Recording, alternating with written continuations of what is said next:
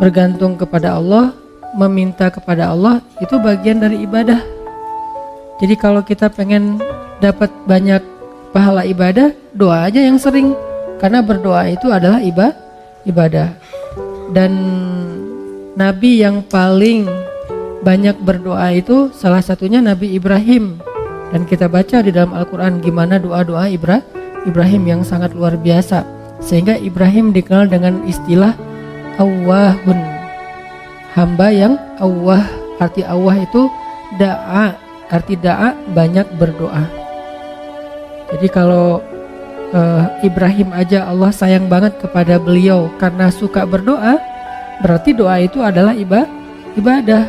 Dan Allah gak akan repot sama sekali kalau kita minta.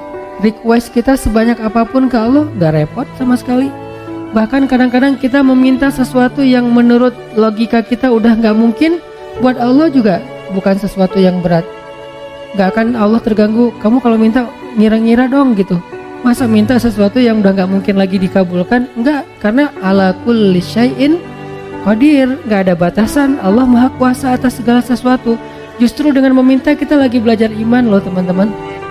Meminta itu belajar iman. Kayak kita lagi mau jalan, naik kendaraan atau naik pesawat, begitu dia mau take off, Bismillahirrahmanirrahim, ya Allah mudah-mudahan selamat kalau bahasa kita ya. Itu kan belajar bergantung ke Allah. Justru orang yang gak meminta ke Allah, gak bergantung ke Allah, itu istaghna, sombong. Memangnya kita yakin take off ini akan berhasil, akan sukses? Apalagi landing, itu lebih berat lagi tuh. Selalu deg-degan saya kalau udah landing. Apalagi kalau yang misalnya pesawatnya agak kecil, terus cuacanya gak bagus, landingnya sampai gak terlalu mulus gitu, itu kan resikonya tinggi. Sehingga pas lagi landing, doanya mungkin 3 kali lipat pas dari take off gitu.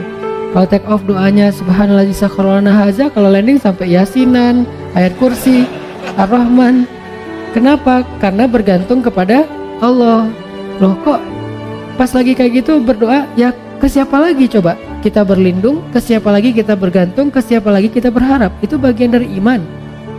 Jadi makin sering berdoa, kita makin sering belajar gantung, kayak manja gitu ke Allah. Dan emang harusnya kayak gitu, manja banget sama Allah. Ya Allah nih gimana ya, ya Allah saya ada ini, ya Allah ada itu. Terus saja setiap hari tuh laporan ke Allah. Dia dikit-dikit nge-mention Allah, dikit-dikit angkat tangan. Allah sayang banget sama hamba yang kayak gitu. Justru kalau hamba ngerasa ini mah masih bisa dikerjain sendiri, ntar aja kalau udah susah baru minta sama Allah, Allah gak suka yang kayak gitu. Itu bukan mandiri, itu istaghna, sombong. Masuk hal yang sepele aja minta ke Allah. Nabi bilang mintalah kepada Allah walaupun garam. Garam aja mau masak minta ke Allah, walaupun sederhana mungkin bahasanya. Ustadz, garam itu bukan minta ke Allah, beli ke warung, ke Alfamart, bukan minta ke Allah. Mungkin beli bisa juga dapat garam dengan seizin Allah pastinya. Tapi kita jadi nggak belajar iman, kita nggak dapat pahala. Apa susahnya sih tinggal bilang ya Allah ini kurang garam, Bismillah, jalan aja nyari garam. Dapat garam. Ada 2 orang, yang satu beli garam di warung tanpa bismillah, yang kedua beli garam di warung dengan bismillah. Dua-duanya dapat garam, tapi yang kedua dapat plus pahala, iman, makin disayang sama Allah. Siapa tahu lewat masakan yang dia masak dengan bismillah itu rasa cinta Allah tanamkan dalam hati suaminya. Kalau belum punya suami, siapa tahu itu calon mertuanya. Kan kata Nabi, di balik nama Allah selalu ada kebaikan kan? Jadi kalau kita bilang bismillah gak ada ruginya. Tinggal kita bilang, ya Allah kurang garam, bismillah, cari aja garam di warung. Yang kedua, dianggap itu mah gak perlu bismillah juga dapat. Yang namanya garam gampang carinya. Ya, dua-duanya dapat garam. Dua-duanya masukin garam ke dalam masakan itu. Tapi yang satu berkah, yang satu tidak berkah. Segala sesuatu yang dilibatkan nama Allah di dalamnya, kata Nabi, Allah munculkan kebaikan atau keberkahan. Segala sesuatu yang tidak ada nama Allah, Allah cabut keberkahannya.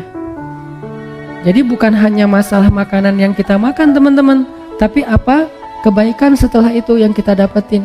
Sehingga kalau misalnya kita ngerasa mampu pun secara logika sederhana, mudah, tetap pakai nama Allah, tetap minta sama Allah. Karena yang kita minta bukan yang mudah itu doang, tapi apa yang setelah itu. Kita jalan naik motor, cuman deket doang ke rumah teman atau kemana gitu yang mungkin bahkan kadang-kadang nggak perlu takut ada razia atau apa, karena terlalu dekat gitu, atau di kampung nggak pakai helm juga, walaupun ini bukan saya nggak nganjurin ya.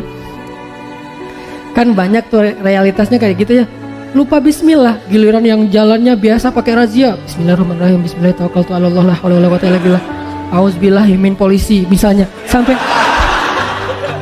sampai doanya macam-macam gitu kan ya. Kenapa? Karena dianggap itu beresiko. Giliran yang ringan-ringan enggak. Jangan lihat itunya doang, lihat apa setelahnya.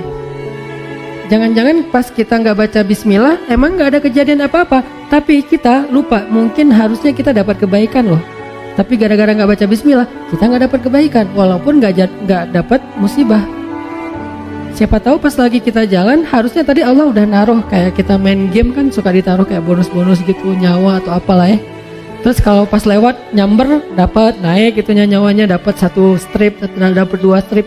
Nah, kalau nggak baca bismillah kita nggak dapat itu, tapi pulang tetap selamat. Akhirnya kita pikir nggak ngaruh juga nggak baca bismillah. Nggak, jangan lihat kejadian itu aja, tapi lihat apa setelahnya. Siapa tahu dengan baca bismillah, bukan siapa tahu sih, yakin dengan baca bismillah kita dapat kebaikan yang kita min haitsu la yahtasib, yang kita nggak pernah tahu, nggak pernah duga. Yang kayak cerita saya dulu dapat, alhamdulillah beli rumah gara-gara sholat asar di masjid Cihan Juang yang sekarang dekat rumah. Kenapa bisa kayak gitu? Mana saya tahu ada yang akan jual rumah di masjid lagi sholat asar. Kalau bukan karena Allah yang ngatur banget kan segala sesuatu teh. Jadi minta sama Allah, berharaplah kebaikan-kebaikan sebanyak apapun dari Allah, itu nggak ngerugiin Allah. Sampai Nabi mengatakan, seandainya semua makhluk, semua manusia dari mulai Adam sampai manusia terakhir berkumpul sekaligus, lalu mereka semuanya meminta kepada Allah kebaikan dan pertolongan, maka Allah memberikan semua permintaan mereka dikabulkan satu persatu sesuai dengan hajatnya, maka semua itu tidak mengurangi kebesaran Allah, walaupun sekecil 1 tetes air yang dicelupkan dengan ujung jarum ke dalam lautan, sama sekali nggak berkurang.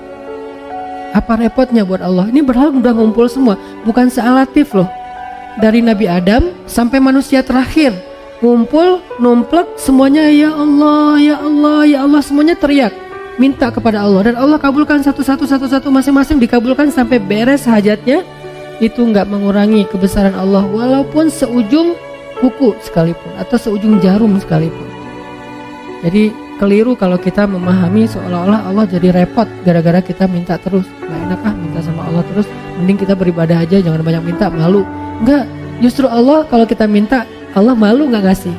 Kan kata Nabi, Allah itu malu kalau hambanya mengangkat kedua tangannya dan meminta yang baik untuk tidak mengabulkan Allah, itu malu, pasti dikabulkan sama Allah.